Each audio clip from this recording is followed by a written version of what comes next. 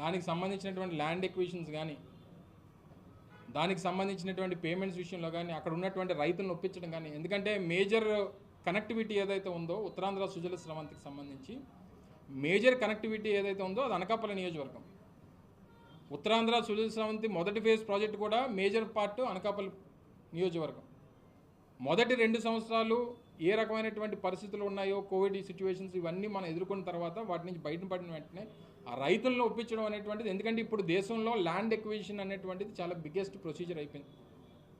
ప్రతి దానికి ఆటంకాలు, ప్రతి దానికి వ్యవస్థల ద్వారా ఇబ్బందులు పెట్టేటువంటి కార్యక్రమాలు. ఇందాక మీకు చెప్పినట్టు భోగాపురం ఎయిర్పోర్ట్కి కూడా అనేక రకాలుగా కోర్టులో అడ్డంకులు సృష్టించేటువంటి కార్యక్రమం. కేవలం ఒకే ఒక రైతు వల్ల దాదాపు సంవత్సరంన్నర లేట్ అయిపోయింది ఎయిర్పోర్ట్. సో ఇవన్నీ మా వాళ్ళు పోయింది. డైఫ్రమ్ వాళ్ళు పోయిందా? డైఫ్రమ్ వాళ్ళు కట్టింది ఎవరు కట్టింది?